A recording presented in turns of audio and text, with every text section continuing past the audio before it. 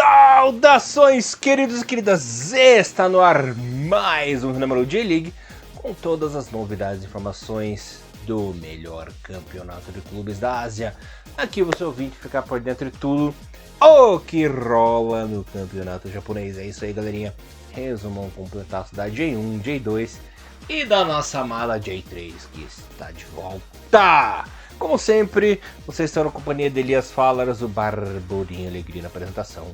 Comentários da lenda, o mito, o galã, o cara que já está há 11 anos na minha vida me pentelhando, Mr. Thiago Henrique Cruz. Tudo bem com você, meu irmãozinho?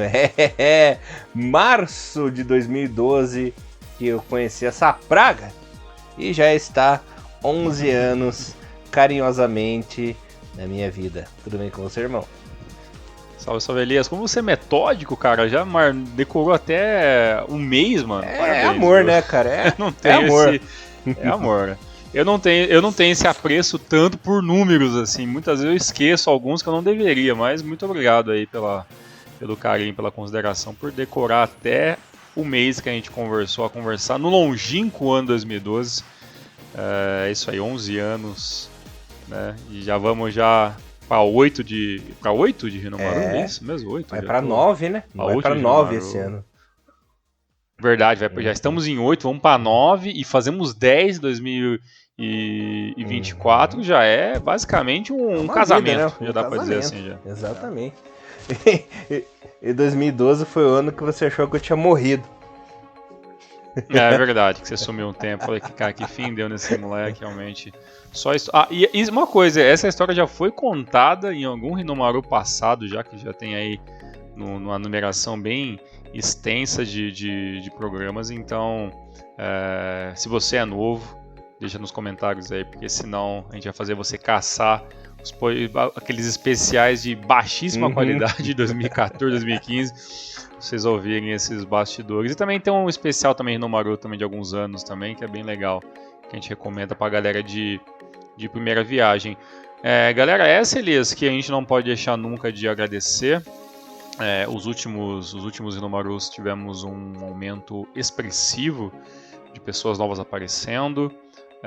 Não tivemos podcast na semana passada, né? Porque a gente teve a primeira rodada, depois a gente dá um espacinho de 2 rodadas, mas a gente teve lá o Drops sobre os destaques do mês de fevereiro de 2023, um vídeo curtíssimo que eu coloquei no YouTube e deu um expressivo número de views no YouTube, realmente até fora da nossa bolha, deu quase 800 views, além dos downloads e a galera que escuta diretamente nos agregadores de podcast.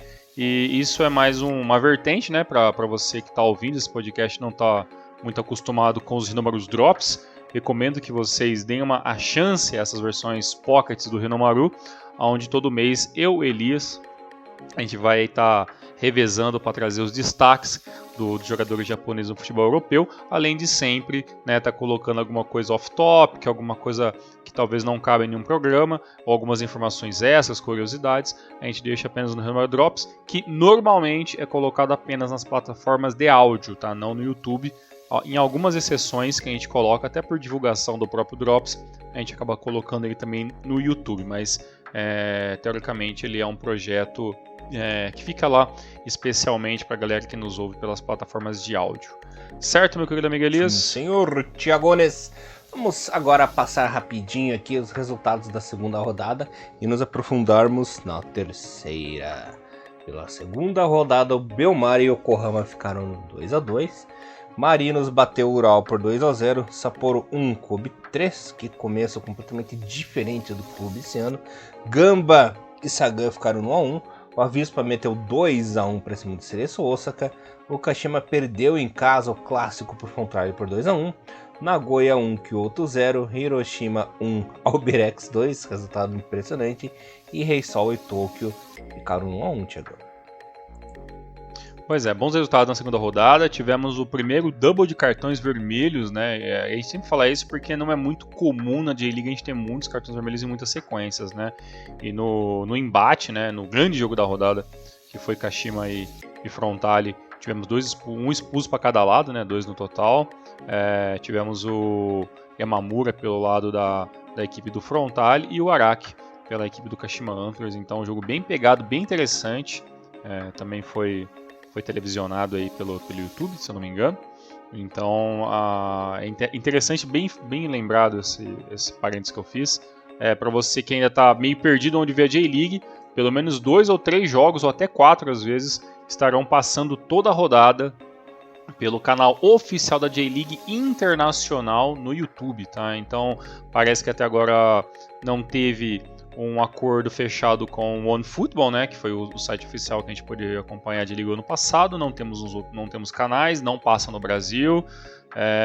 Se você está querendo assistir pela DAZN, é muito difícil, não, vai ter que utilizar VPN. Então a versão mais prática ainda é o YouTube com os jogos da primeira divisão. Infelizmente perdemos os jogos da segunda divisão, né, que estavam acontecendo no ano passado, mas ganhamos pelo menos 3 ou 4 jogos da elite do futebol japonês, e os demais, as demais divisões ainda a gente consegue assistir ainda pelos remanescentes sites Jack Sparrow que tem internet afora, mas isso já está ficando bem difícil. Elias, eu já estou com muitas dificuldades de ver alguns jogos da J2, viu, cara, nesses sites Jack Sparrow aí.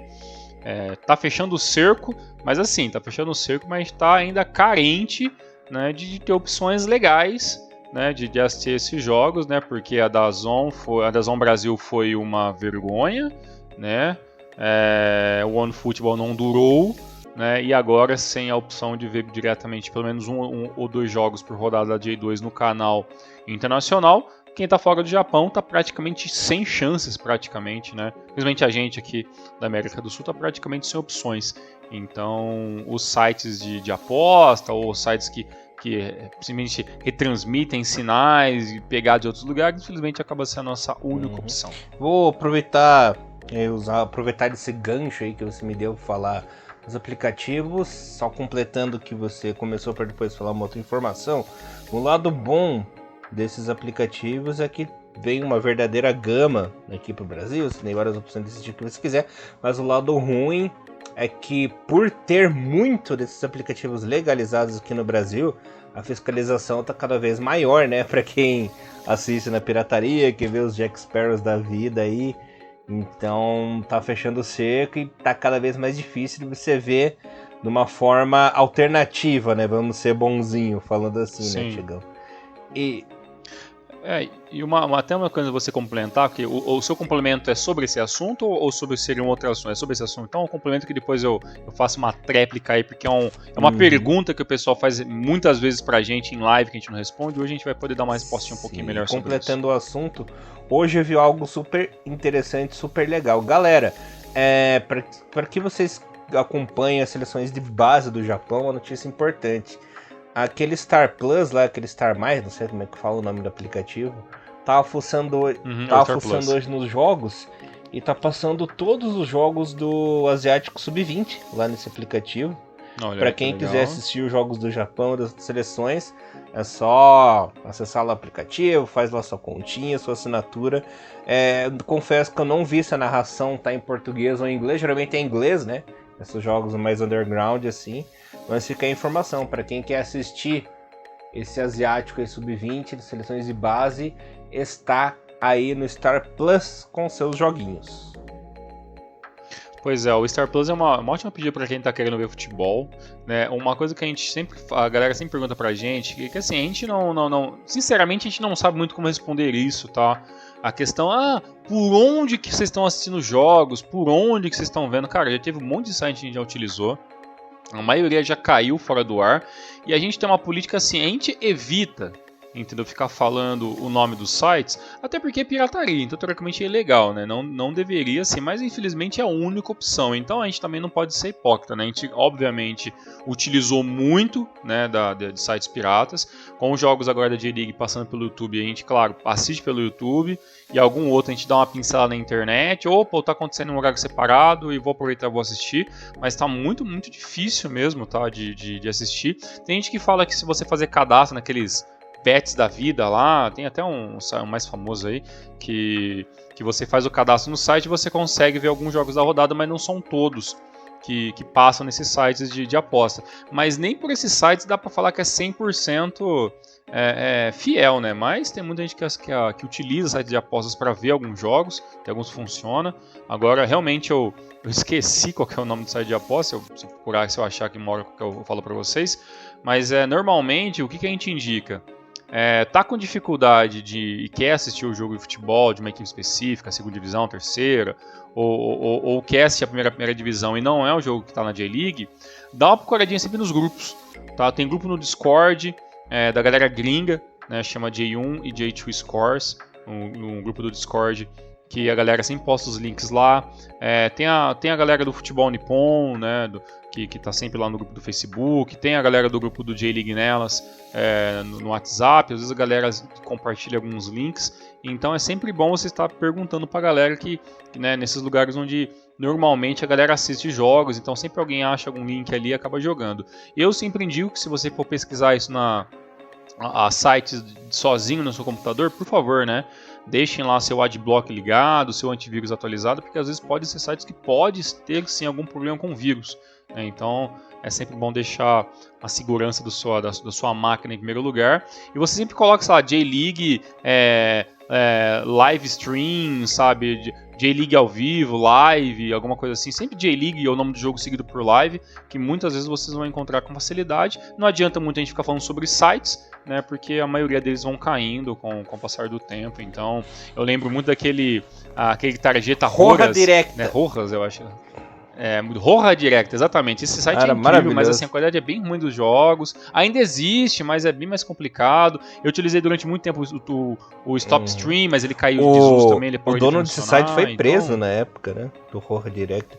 Qual dos? O espanhol. Então, então, assim, pra você ver o quanto essa parada não é legal. Mas um outro lado é assim, né, Elias? Tem, por exemplo, se eu tivesse a facilidade de poder pagar o bagulho e ter o negócio, eu pagaria, porque eu consumo muito futebol, né? Então, por exemplo, um Star Plus pra mim é incrível, né? E hoje você consegue até fazer um plano pagando muito barato lá o negócio do Mercado Livre, que você ganha acesso, não sei o que. Então, assim, tem maneiras até muito em conta, mas eu sei que tem gente que não quer pagar e tem gente que também não tem condições. Então, por falta, né, de opções, é legal ter, por exemplo, o YouTube passando, né, diretamente os jogos e ter essa galera de expert, porque sim, tem muita gente que infelizmente não tem grana, né, para estar assinando esse serviço de streaming, porque alguns são muito caros, né, a DAZN era caríssimo para um serviço porquíssimo. Nossa, terrível. Né, e é um serviço porco, então, bem, né, também não adianta também só ser caro e também o conteúdo ser ruim, né? Então a gente espera que se um dia a gente tiver a J1, J2 pelo menos toda em stream, toda legalizada para passar aqui no Brasil, que seja um site bacana, que não trave, qualidade que você possa migrar com a dificuldade da sua internet também, que seja minimamente decente, não, por exemplo, a DAZN que prometeu passar J2 e nunca passou, ou passava um jogo de uma semana, ficava 2 semanas sem passar e deixava lá a reprise. Então, sabe, algumas coisas que só no Brasil. Realmente só no Brasil mesmo, Elias. Então tá dado o recado, a gente mata esse assunto de Jack Sparrow e por onde ver os jogos. E na dúvida, mande mensagem nas nossas redes sociais que a gente pode auxiliar você um pouquinho melhor também. Nunca entendi esse lance da DAZN aqui no Brasil, porque lá fora o serviço é incrível, cara. É muito bom, assim, completíssimo. Mas pra variar, Brasil, tudo cagado, né? Nunca vi, cara. Você não tinha nem opção de, por exemplo, assim, se a internet estivesse ruim, a DAZN só funcionava em 1080p. Se sua internet fosse ruim, não tinha como você lá, como no YouTube, você lá aumenta, diminui os P, ou automaticamente ele fica... Não, ele automaticamente ou ele era muito bom ou era merda, e não tinha um meio termo, assim, entendeu?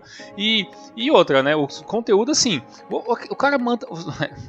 Cada coisa, né? É a DAZN Brasil, né, e nada contra quem gosta, tá? Mas eu nunca vi... Mas, porra, só tinha tênis, cara. Só tinha tênis e dardo. Me fala aqui no Brasil, quem que assiste tênis e dardo, gente? Esse jogo de dardo. Jogo de dardo então, é bizarro, hein?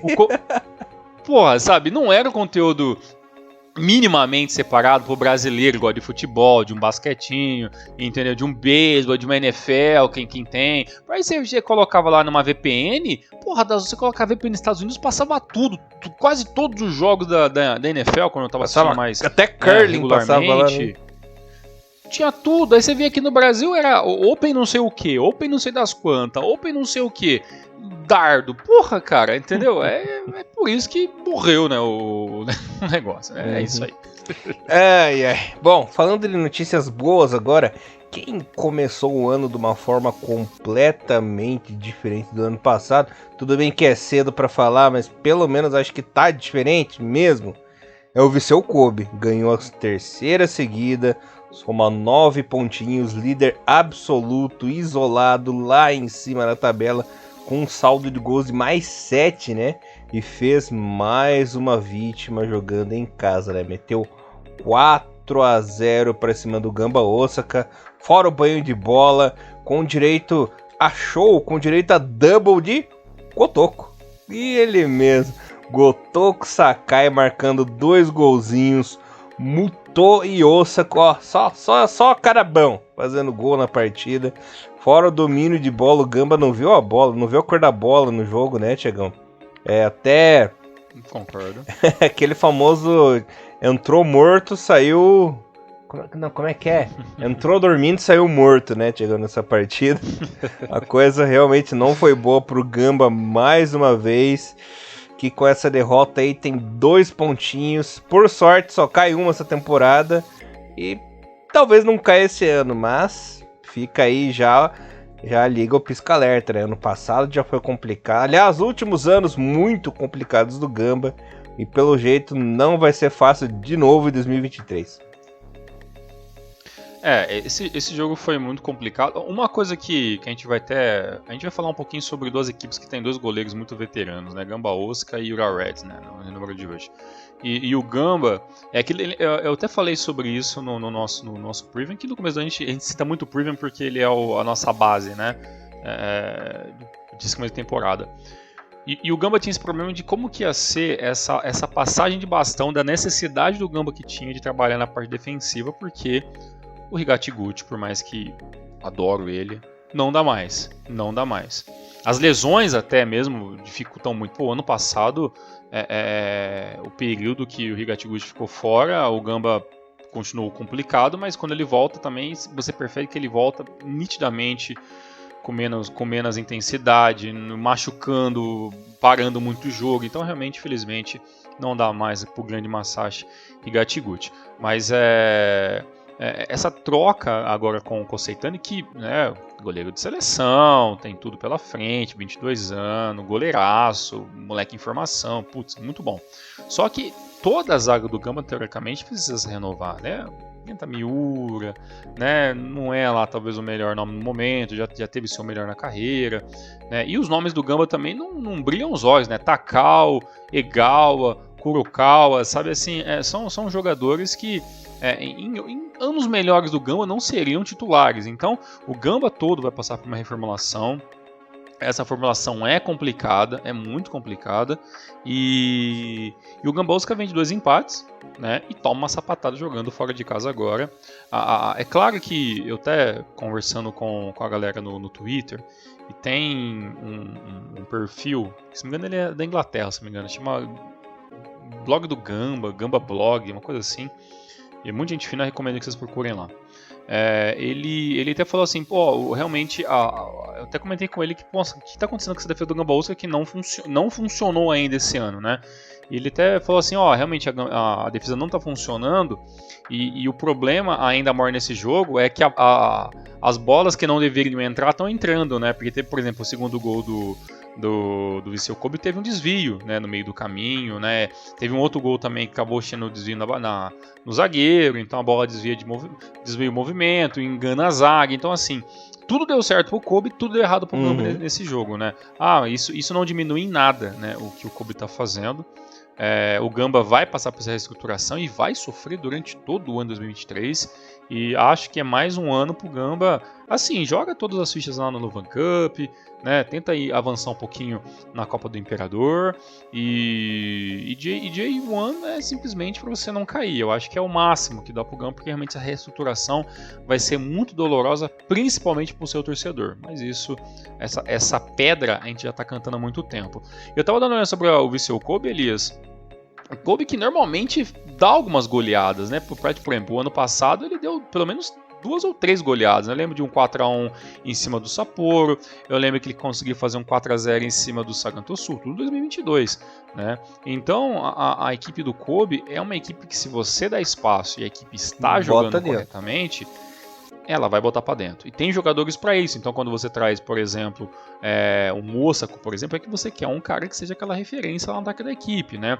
Como você traz o Muto, é um cara que você quer de referência para o seu ataque, né? Então, você tem jogadores. E o double do Kotoku Sakai, ele foi algo assim um pouco fora do normal, mas é um cara que lá fora ele até tinha um pouco de tempo, talvez mais, mas ele não quis sair da Alemanha e voltar e tudo mais, fazer esse caminho de volta um pouco mais cedo.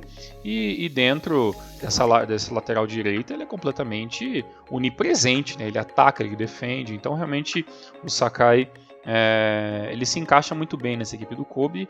E como o jogo também estava muito fácil para os laterais avançarem e fazer parte do ataque, acabou ajudando ainda mais nessa quantidade de gols. Então assim, jogo perfeito pela parte do Kobe, acabou a Iniesta dependência, né?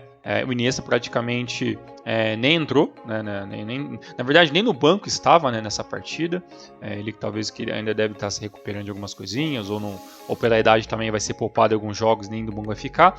Então assim, o Kobe com o Jean Patrick e sem o Iniesta funciona independentemente se está ou não com o Iniesta, né? Então isso é muito bom e muito positivo. Vamos ver, porque eu acho que mais do que um ano que começa melhor para o Kobe, eu acho que esse é o ano que acabou a mamata, né? Eu acho que internamente, eu acho que assim, meus amigos, a gente vai resolver, a gente vai dar resultado, ou vai se mandar todo mundo embora, a gente vai trazer jogadores novos, a gente vai romper o contrato, a gente vai emprestar todo mundo, porque sem condições, tá gastando tanto dinheiro para ter tão pouco resultado.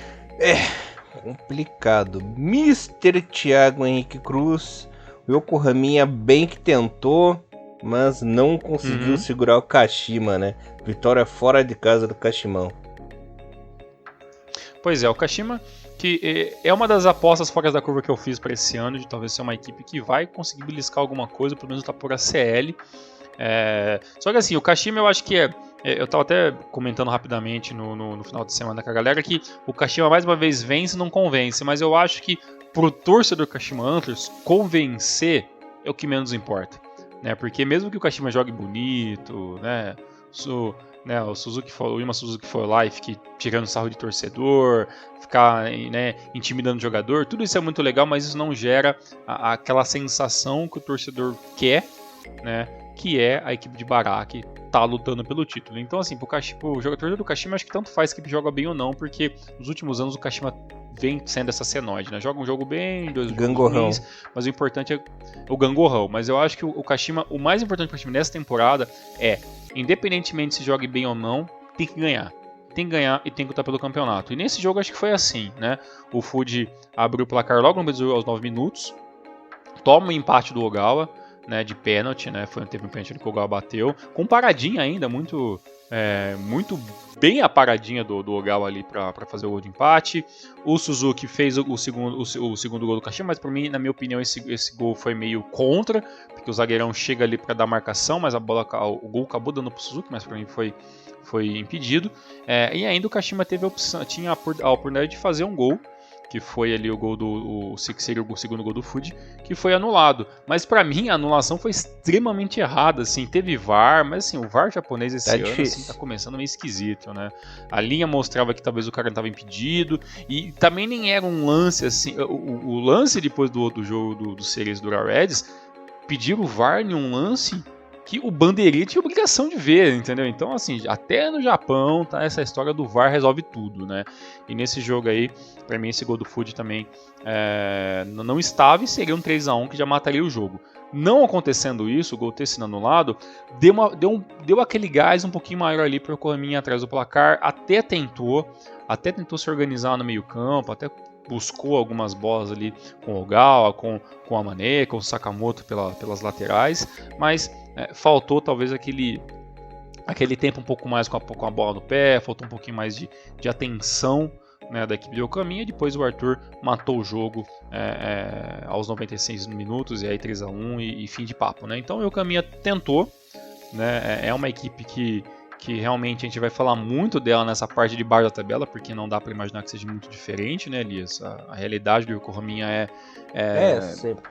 tentar de qualquer maneira, né, não ficar em último, né? Porque esse ano cai apenas o último, é isso, né, Elias? Cai apenas um, né? Então, assim, é o último, é a única equipe que não pode ser. E infelizmente, o Yokohama começa o ano sendo um candidato bem, assim, né, bem favorável a essa última colocação, mas vai lutar, já fez pelo menos 3 gols nessa temporada. É um ataque que talvez funcione se for um pouquinho mais requintado, e a bola um pouquinho mais bem trabalhada, mas infelizmente não foi dessa vez. Falta aquele quesinho a mais, né, no time do Yokohama. Falta. A equipe é muito coletiva, mas aí você vê nas peças individuais, você vê que não tem pra onde fugir. É aquele velho problema que tem no futebol mundial. Às vezes você olha no banco e nem sempre você vai ter à disposição jogadores que vão sair do banco e vão resolver a partida, que vão mudar uma situação. Então, assim, é muito na força de vontade, né? Mas infelizmente falta sim um pouco desse material, que é aonde bate que a equipe de Yokohama não tem um investimento que, por exemplo, que o Marinos tem, não chama, né, todo esse investimento e tudo mais. Então, a verdade é essa. Eu espero muito, sabe o que, Elias? Que, por exemplo, agora que o Nakamura se aposentou, que ele seja esse cara, talvez possa ajudar, sabe, trazer um investimentozinho para a equipe, né, por ser uma das equipes que ele vestiu a camisa, entende? Que seja que esses ex-jogadores, o próprio Kazuki, que está em atividade jogando hoje em Portugal, que esses craques ou ex-craques da equipe, jogadores muito importantes, que sejam esses garotos propagandas para tentar trazer um pouquinho mais de visibilidade para o Yokohama, que talvez se tivesse um pouco mais de investimento, poderia sim não ser o candidato a ser a pior equipe de 2023. Né? É que o Yokohama, ele tem aquela sina de ser aquele time, como é que fala, aquele time meio termo, que é um time que sobra na segunda divisão, mas cada vez que sobe é esmagado, né? Não consegue render, não tá no nível das outras equipes, né? Então ele fica naquele limbo do meio termo, que não é uma equipe de segunda, mas também não é uma de primeira, sabe? Aí fica nesse vai e volta, vai e volta, vai e volta. Uma coisa que acontece muito com a Avaí aqui no Brasil, né? Que sobra na Série B, vai bem na Série B, chega na A. Exatamente, e isso é um problema porque você percebe o quê? Que está tendo aqui a gente já falou isso várias vezes, não é novidade nenhuma, né? Está tendo um vão entre a primeira e a segunda divisão, e esse vão está ficando cada vez maior, né? Então está ficando muito mais exigente, né, para a equipe se manter na primeira divisão, e está ficando muito, muito comum essas equipes que sobem, mas já sabendo que vai subir, vai sobreviver, ou não vai sobreviver, ou vai subir, vai aproveitar apenas a cota de transmissão, cota ali de alguma coisa, mas é o mais louco, né? Eu não vejo um salto, por exemplo, de investimento do Yokohama FC, da equipe que entrou 2022 na segunda divisão e a equipe que começa 2023 sendo uma equipe que conseguiu subir, entendeu? Então é muito complicado, porque dá a entender que mesmo que você vença a J2, o investimento não é tão gigante assim, você não vai ter uma visibilidade tão grande assim, né? A não ser que você ganhe o campeonato, né? No caso do Yokohama, ele subiu como segundo, né? Então, talvez por não ter sido campeão da temporada 2022 da segunda divisão, ainda tem esse fator que você não chama a atenção dos investidores como você queria, né? Para poder ter um pouco mais de investimento. Né? É complicado, porque assim, para você ter investimento, você tem que ter um resultado, mas você fica indo e voltando, né? Não consegue esse resultado, coisa que já aconteceu, por exemplo, no próximo jogo que eu vou falar, que é o Consadole Sapporo. No Consadole Sapporo, ele era aquela equipe que ia e voltava sempre, né, Tigão? Conseguiu se firmar, já está aí, se não me engano, na 7ª temporada seguida na J1 e tem um investimento maior, tanto que já trouxe aí jogadores de nomes internacionais, jogadores de seleções menores da Ásia, claro, mas tem jogadores de seleção. É um time que conseguiu se estabilizar, mesmo ficando aí nas últimas 3 temporadas mais na parte de baixo do que na parte de cima da tabela, mas é um time que conseguiu aí arrecadar patrocinadores melhores, uma verba melhor, né? Mais visibilidade, coisa que Já aconteceu com o Sagan também no passado, né, Tiagão? Que subiu com o Mazarão aquela vez. Ficou, já tá um tempão aí. Se eu não me engano, já são 11 anos, né? Na primeira divisão.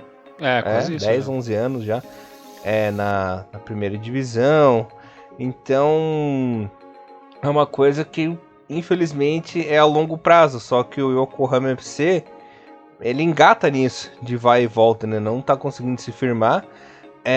Por exemplo, até o próprio Belmari, né? Caiu aquela vez, anos antes, ficou um tempão sem voltar aí a primeira divisão. Voltou em 2016 e tá aí, né? Inclusive ganhou Luva Cup e tudo mais, conseguiu ter mais visibilidade. Ano passado, uma coisa que não acontecia desde 98, Thiagão, um jogador do Belmari jogando uma Copa do Mundo, sabe? Então, é tudo uma questão de você conseguir se firmar um pouquinho melhor, que esses caminhos se abrem, né? Mas o Yokohama vem tentando isso desde 2006 e desde 2006 engatando nesse limbo aí. E tem time que leva um pouco de azar nessas coisas, né? E falta um pouco de sorte pro Yokohama também. Não. E também a localização também, né? Você não acha, por exemplo, o Sapporo, por exemplo? Eu lembro que, por exemplo, o Sapporo venceu a J2 em 2016, né? E não caiu mais. Né? Aí, e foi em 2016 foi o ano que no final ainda caiu o Shonan, né, para a segunda divisão. Aí o Shonan vence a J2 em 2017 e depois não cai mais. Tudo bem que sofreu alguns anos, né, tipo 2021, 2018, sofreu 2021, todo ano, né? 2018, sofreu todo ano. É verdade, sofreu todos os anos, né? E agora em 2023 a gente tem a chance, apesar que 2022 acabou em 12º, então assim, respirou um pouco mais. Mas até assim, chegar lá sofreu muito. Sim, mas assim, são duas equipes, por exemplo, que como não estão ali dentro daquele centro, né, que a gente fala que é o centro mais populoso ali do Japão e tudo mais, principalmente o Sapporo, né, que está lá em Hokkaido, né, e aí, então lá é a única equipe da J1, então todo investimento cai pro Sapporo, né, e por exemplo, você pega o Yokohama FC é o quê? É a segunda equipe, né, de Yokohama, né, mas é uma região que tem time pra cacete, na própria cidade tem 3 Kanagawa, times, né, Kanagawa então tem time, os principais times são de Kanagawa, né, cara, se você for ver. Então assim, então é muito. Eu lembro que o Bom Tempo sempre faz isso nas postagens dele sobre a J1, assim, as previews dele e tudo mais, que ele coloca o mapa nos times da J1, assim, e você vê que as setis estão muito próximas em muitos lugares, assim, né? Então, quando você pega uma equipe que é um pouco mais de longe, parece que se ela consegue se firmar na primeira divisão, ela tem um pouco de é uma equipe que tá aqui, né? Tá aqui tá em Kanagawa, né? Lá no caso Shonan, né? Tá em Kanagawa, mas se não me engano a equipe é de Kanagawa, mas é de um pouquinho mais pra cá, então não tá todo mundo junto, mas na verdade todo mundo é Kanagawa, né? Todo mundo é aquela bagunça. Então, ou seja, vamos supor que Kanagawa tem, sei lá, 5, 6 times, vamos chutar aqui um número aqui. Obviamente que o Shonan Bellmare não vai ser a primeira opção de investimento dessas equipes. As equipes que estão ali dentro de Kanagawa, eles vão primeiro gastar grana com Yokohama, né, com Frontale, Marinos, com Frontale e tal. Aí se é mais perto de Tóquio ainda, é o Tóquio FC. Então assim, vai ficando. Ainda tem o Frontale que ganhou tudo nos últimos anos, né? E aí eu fico pensando, até essa grana chegar nas equipes da J2, putz, cara, aí realmente é muito complicado. Complicado mesmo, né? Mas, Thiagão, sabe quem que até que tá se saindo bem por enquanto, não tá fazendo tão feio, tá invicto nessa J1? Nosso Birequinho. Olha aí, esse aí tá mostrando muito, hein? O campeão da J2 2022, né? Veio com tudo, né? Para 2023. Eu tô torcendo muito para que esse Albirex continue essa boa pegada, porque tá sendo uma equipe bem legal. Uma equipe bem legal, tem um time interessante, né? Com nomes interessantes. E empatou em casa dessa vez com o Sapporo, né? Começou perdendo, conseguiu virar o jogo ainda no primeiro tempo. E só no finalzinho ali acabou cedendo o empate. Só que uma característica que eu gosto muito, claro, não comparando com o Marinos, assim, que é infinitamente superior, mas a equipe do Albirex joga parecido com o Marinos, que eles prezam muito pelo coletivo, né, Tiagão? É um time, assim, que não tem, de longe, não é um time talentoso, com grandes nomes e tudo mais, só que por ser um time coletivo, eles conseguem jogar bem, eles conseguem ter muita troca de passe, muita inversão de jogo, né, Tiagão? É um time que tem uma certa velocidade também, e isso contribui muito, ajuda muito aí no progresso da J-League, né? Esse diferencial da equipe vai fazer aí,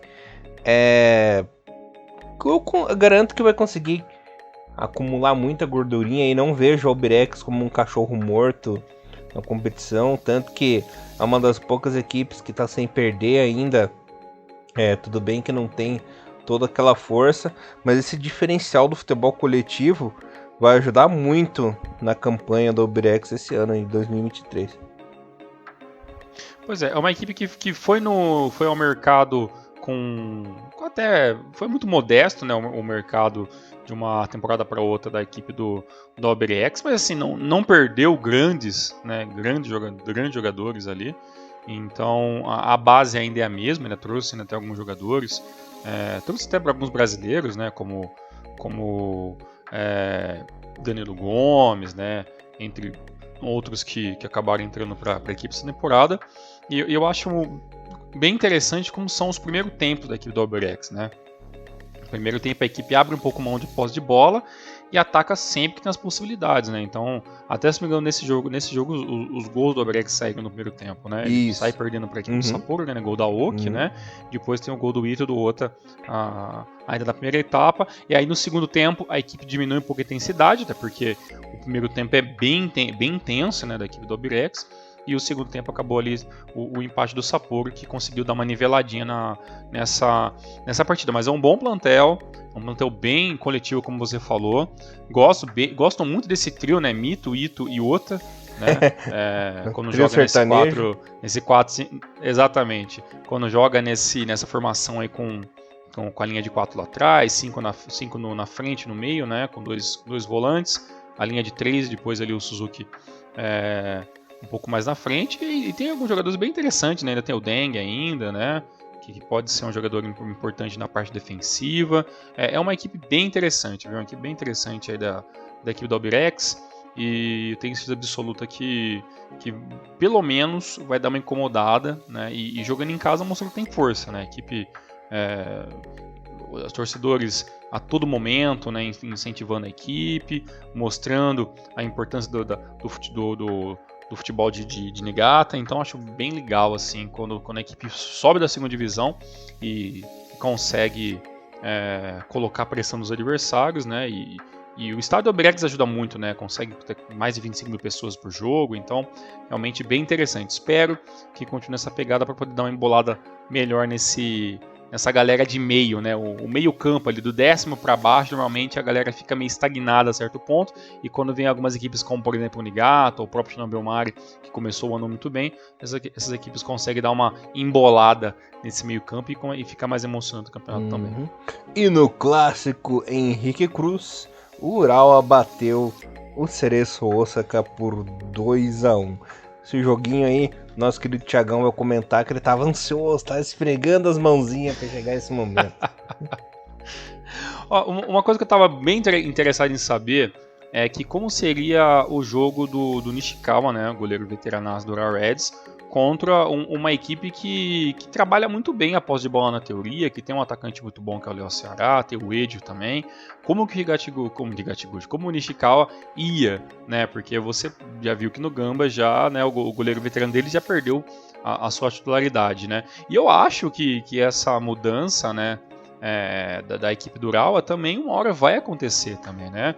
Uma hora vai ter essa troca de jogadores de goleiro, né, pela parte do Urawa Reds, mas ainda o Nishikawa vem mostrando resultado, né, e ainda nesse jogo ele defendeu uma bola a queima-roupa ainda, então assim, ainda vem jogando muito bem.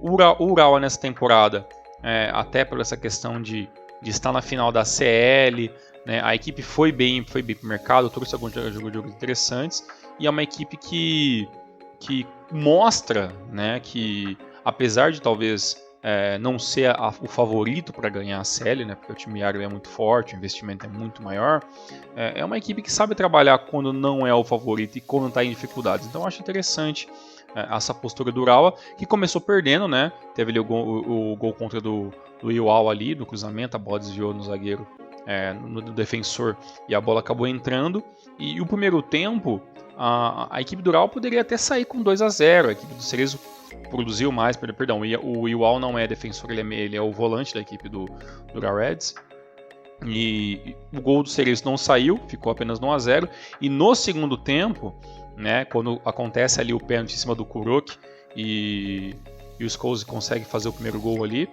a equipe dá uma inflada, né, logo em seguida teve um gol do Léo Ceará que estava impedido, que o Léo Ceará está muito para frente, nem precisaria de VAR para isso, e o jogo vai se desenrolando, o Urawa vai aos poucos engolindo o meio campo da equipe do Cerezo Osaka, pressionando cada vez mais, até Yasui fazer o gol ali com o toque do Sekine aos 32 minutos e liquidar a partida. Então assim, um bom jogo da equipe do Urawa Reds, que se movimentou bastante no mercado, que é uma equipe que é um pouco diferente na sua filosofia de como vai manter a bola no meio campo, como é que vai atacar, né? O Kuroki, que para mim voltaria para ser apenas um jogador que vai ficar no banco, mostra até que ele pode ser titular em alguns momentos, viu, Elias, né? Dentro da equipe do Urawa Reds. Tenho certeza, por exemplo, que nos campeonatos como o Lovan Cup, por exemplo, dá para ser o Kuroki, esse cara de referência da equipe do Urawa Reds, e você descansar alguns jogadores, ou ter esse rodízio do centroavante, já que claramente o Urawa vai jogar com o esquema do 4-5-1. Então é um jogador que, apesar de veterano, mostra sim que tem explosão, consegue chegar no ataque, fez finalização, sofreu pênalti. Então, pelo menos nesse jogo contra o Cerezo, o Kuroki foi essa peça enquanto estava em campo, que deu uma bagunçada no setor defensivo e levou um pouco de susto quando teve a oportunidade. Então, interessante essa equipe do Urawa com os seus veteranos, e o Cerezo, né, fez um bom primeiro tempo, poderia ter saído pelo menos com o empate dessa partida, mas normalmente o segundo tempo do Cerezo também perde um pouco de intensidade, talvez por ser início de temporada, jogadores ainda buscando essa melhor forma, e eu ainda sinto que o problema do Cerezo Osaka ainda é que, por ter o Kagawa no banco, né, muitas vezes, ou ter bons jogadores também no meio campo no banco, fica esse problema de ser quem são os titulares, se vai ter rodízio, se vai ter muita modificação de jogador. Então ainda sinto que o Cerezo ainda está buscando quem são os 11 iniciais, né? Então a equipe do Cerezo, quando entender realmente quem é que pode ser titular e quem é que ser jogador de segundo tempo, eu acho que a equipe do Cerezo começa a mostrar um futebol um pouquinho melhor.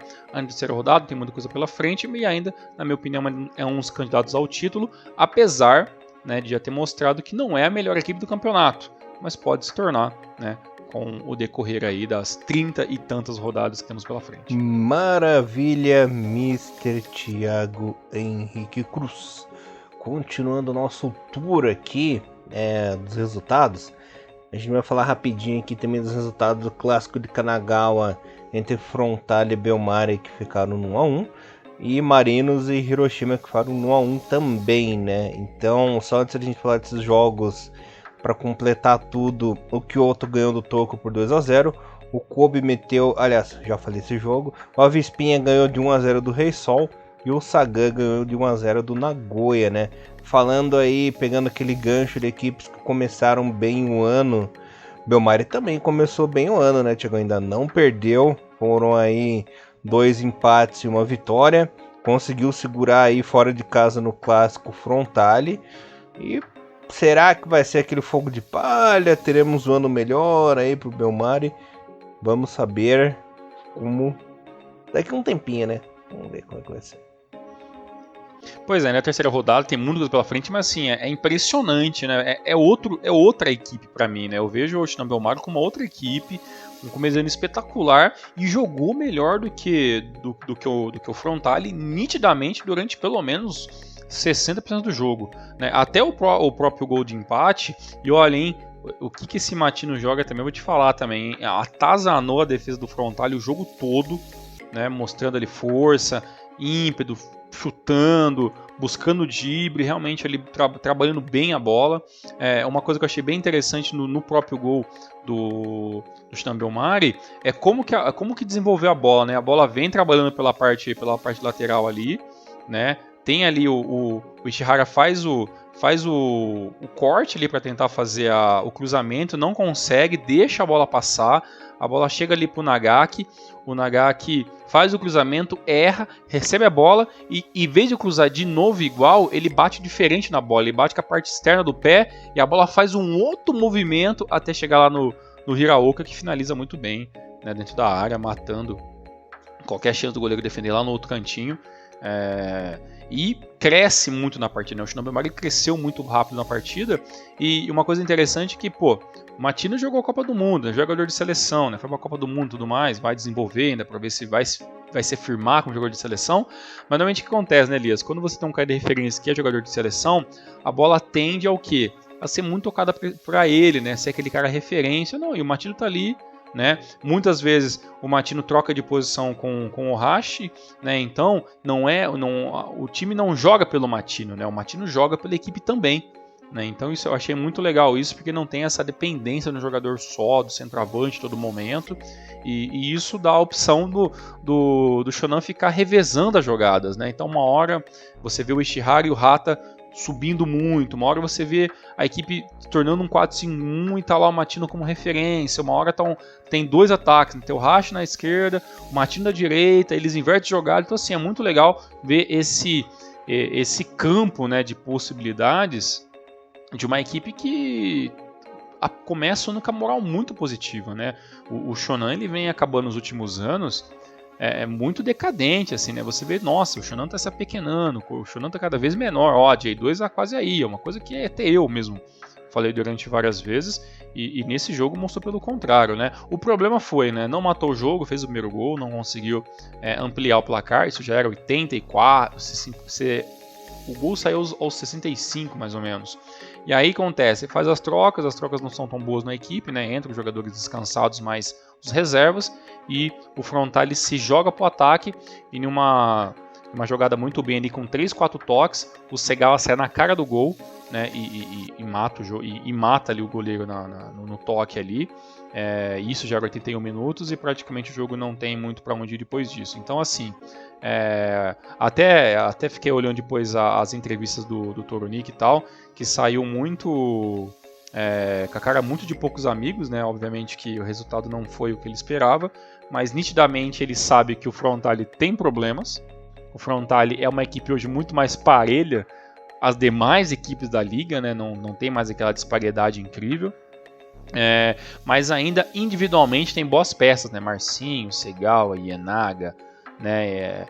Yu Kobayashi quando consegue jogar, né? O Akizaka. Então assim, tem muitos jogadores bem interessantes, e agora tem aí também o Segawa também, que é mais um para essa equipe, e mostrando que tem sim possibilidades de trabalhar melhor quando essa equipe tiver um pouco mais amadurecida, né? Mas assim, eu acho que mesmo o Frontale amadurecido completamente em 2023, não vai ser nem sombra daquele Frontale que ganhou vários campeonatos nos últimos anos.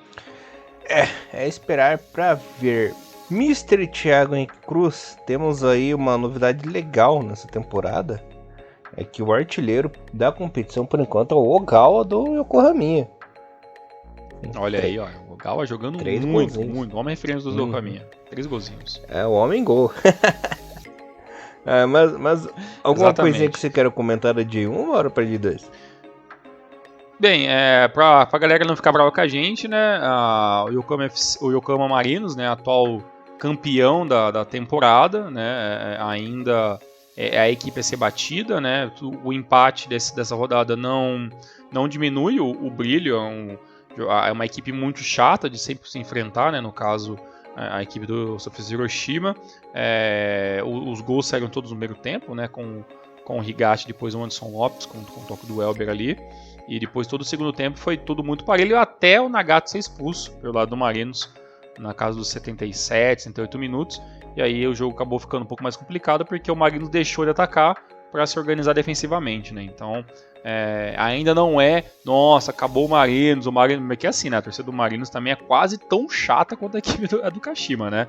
Mas no caso desse jogo, eu acho que a expulsão do jogador acabou fazendo a equipe jogar um pouco mais defensivamente, mas ainda como segundo colocado, ainda assim a equipe vai ser batida nessa temporada. Sim, senhor, Thiagão. E a J2, galerinha, J2 e que rolou a terceira rodada com os seguintes resultados. O Júbilo bateu o Monterio por 2-1, o Tokushima e o Vegalta Sentai ficaram 1-1, Nagasaki e Shimizu 1-1 também, o Fujieda perdeu em casa para o Blobitz por 1-0, para a tristeza de Thiago Bom Tempo. O Iwaki perdeu em casa por Renofa por 1-0, o Aço meteu 3-0 no Miya, esmagou as nozes do esqueci o nome da semente, né? Jeff e Zaspa ficaram 2-2, Verde Kofo no 0-0, Suegen 1, Matida 2, 8-1, Totig 0, Mito 1, Fadiano 1. O líder no momento continua sendo a tartaruguinha do casco duro, Thiagão, invencível, 3 jogos, 3 vitórias, 9 pontos, seguido do Matida Zelva em segundo com 7, também invicta. Essas equipes aí subiriam direto para J1 e a zona ali dos playoffs, seu Renault Yamaguchi com 7 também, o Blaubitz com 7 pontinhos também, Monterio Yamagata com 6 e fechando a zoninha Fujieda com 6 pontinhos. Rebaixados no momento o Nagasaki, que tem apenas 1 pontinho, e o Tsuegen, que só apanhou até o momento 0 pontinhos. Exatamente, Elias. Lembrando, né, que é sempre bom lembrar, que a gente vai ter que lembrar várias vezes, é que nesse ano só caiu na J1, mas sobem 3, é isso, Elias? Porque teremos a reformulação com times a mais, né, na J1 a partir de 2024. Então, nesse momento, aquela, como é que fala, o campeonato de transição, né, precisa cair uma equipe para subir em 3, para fechar o pelotão de 20 equipes a partir de 2024. E nesse momento, né, Oita e Matida Zelva são os líderes nesse campeonato. E ó, vai ser muito, mas vai ser muito legal ver a J2 esse ano por causa dessa galera do terceiro ao sexto, né? Porque, né, eles vão jogar entre si e a grande chance só ganhou, subiu, né? E vai ser muito legal. Elias, Oita pra mim tem uma obrigação de lutar por uma dessas vagas. Apesar que ainda é muito cedo para falar que ele vai conseguir para subir direto. Mas eu acho que o Matida Zelva já está pedindo aos poucos passagem. Uma equipe que está se consolidando aos poucos. A equipe está melhorando. É uma equipe jovem, né? Então a equipe do Matida Zelva aí eu acho que é uma equipe a ficar de olho, né? Ficaria muito feliz, né, se o Renault Yamaguchi, a equipe que você tanto gosta, lutasse por uma dessas vagas junto com o Fujieda. E o restante é ver, né? Ver se o Fageno Nakayama vai ter, né, as mesmas pernas e a mesma qualidade que teve ano passado para lutar por uma dessas vagas. Acho que é um bom ano, né, para Jeff, Verde, Vegalta Sendai, Júbilo Iwata, Shimizu, Omiya, né, o próprio Kofo também, atual campeão da Copa do Imperador, todas as equipes também buscarem também ficar entre os 6 primeiros para conseguir essas vaguinhas, porque eu acho que esse é o melhor ano para subir essas equipes, digamos, que não tem tanto poder aquisitivo de lutar de igual para igual, né, com os grandes que acabam caindo para a segunda divisão. É um campeonato longo e para mim uma das equipes que estou muito ansioso em ver mais jogos, mas ainda está tendo muitas dificuldades, é o Iwaki FC, né? Até o momento eu consigo apenas um empate e fora isso são 2 derrotas, mas ainda o campeonato é muito longo e o sinal vermelho para mim fica aí pelo Vivari Nagasaki, que foi uma equipe que nos últimos anos ficou sempre, né, de 10º para cima. Começar esse ano com 2 derrotas também é um negócio meio diferente comparado com os últimos anos aí do Vivari Nagasaki. O time tem que ficar esperto para acabar não se metendo em encrenca. Thiagão, chegou o momento que todos nós estávamos esperando, Thiagão. Ela está de volta. Está de volta, nosso amorzinho da vida, do coração, voltou. Tivemos a inauguração, a reestreia da J3 2023, que começou emocionante, supimpa pra Dedéu, Batuta, ao extremo. Os seguintes jogos foram disputados. O Sagamihara perdeu. Bela estreia do Sagamihara. 3-2 o Gainari Tottori. O Kagoshima meteu 2-1 no Osaka FC. Ryukyu 1, Fangrauri 0. Yokohama Soccer City 1, Catalera Toyama. Da Kohaminha pra variar, muito bonito, né? Nara Club 0, Matsumoto 2. Tegebaharu 0, Nagano Parceiro 2, Thiagão Feliz. Imabari 1, Fukushima 0. Kamatamare 1, Azul Claro 0, Thiagão Triste. Giravans e Gifu ficaram 1-1. E o Errime. Foi esse o tempo do RMS, né? O Sam e a galerinha perdeu em casa de 5-1 pro Grulinha, que é exatamente o líder da competição agora. 3 pontos e um saldo de mais 4. Por enquanto, não temos rebaixamento ainda na J3. Bem, ainda é muito para falar qualquer coisa, uma rodada não é nada, né? Mas esse 5-1 do Ehime contra o Ehime, né? Pelo Morioka, foi realmente de amargar a alma. Elias, esse ano sobe em 2, né? Cai em 2 da J2 para J3 e da J3 para J2 sobe em 2. Dá pra gente brincar aí de quem que a gente acha que pode ser algo. Eu acho que uma das vagas vai ficar com o Matsumoto Yamaga. Eu acho que o Matsumoto tem obrigação. Ele volta, tem obrigação. Talvez é a única de todas essas aí que tem realmente uma obrigação de voltar o quanto antes para a segunda divisão. É a mais estruturada. Eu acredito. Tem que voltar. Exatamente. E eu acho que talvez, se o Gulu Morioka continuar nesse ataque positivo, eu acho que ele pode sim ser uma equipe também que dá muito trabalho. É claro que, né, o Gulu Morioka também já teve. Já também é uma equipe que tem muitas dificuldades também, né? Mas assim. Esse ano eu acho que tirando essa primeira posição que eu acho que tem que ficar mesmo com o Matsumoto Yamaga, essa segunda vaga vai ficar muito forte o ano todo, né, em brigas, né? Mas não vejo, por exemplo, o Gifu, não vejo o Kyushu com força, não vejo o Azul Claro, né? Não vejo o Nagano Parceiro. O próprio Miyazaki o ano passado já foi mais ou menos assim, né? Então assim, pode ser que pinta aí um Ryukyu, um Kagoshima United, um Gainari Tottori, talvez, não sei, mas eu acho que não vai ser nenhuma equipe assim muito fora da curva, assim, né? Por exemplo, um Nara Club subindo. Eu acho que esse ano na terceira divisão vai ser mesmo os grandes claramente vão ter ali, talvez ali um pouco mais de sobrevida, até porque por ser esse ano de transição, todo mundo quer estar, né, na segunda divisão quanto antes claro. também. Né? Eu gostaria, assim, falando de coração, eu gostaria muito que voltassem para J2 o Matsumoto e o Ryukyu, né, para ter aí novamente nas duas primeiras divisões principais times de todo o mapa, né? Mas não sei, o Ryukyu é muito inconstante, né? Você vê, pra vocês terem ideia, na J2, em 2021 ele terminou em 9º, né? Ano passado em 21º, então foi uma queda absurda, né, da equipe de um ano pro outro, né? Então, como uma equipe fica entre os 10 e depois fica entre, né, as piores de um ano pro outro, né? Então, né? É complicado. Eu acho interessante que a próxima temporada ela vai ser bem legal, porque quem tiver na J1, principalmente, ou na J2, vai ter muito essa questão de ser o primeiro ano da reformulação. Então, é onde o investimento parece mais, é onde, né, a imprensa fala mais, cobre mais. Então, eu acho que quem conseguir essas duas vagas pode ter um salto financeiro muito bom, né? Então, e é um negócio que eu, particularmente, eu bato muito pé, porque a gente fica muito, nossa, o time, a gente esquece que tem um financeiro por trás, assim, né? Enquanto menor a equipe, mais o financeiro vai ser a diferença, né? E eu vejo muito, por exemplo, que o Giravans, o Imabara FC, se essas equipes não tiverem investimento, esses jogadores de base vão começar saindo, vai chegar uma hora que vai ter uma safra ruim de novos jogadores, e essas equipes vão, diminuir cada vez mais, né? O próprio Nara Club, eu acho que esse é um ano que ele é um ano de aprendizado, então dá pra esperar muita coisa, igual o Osaka, né?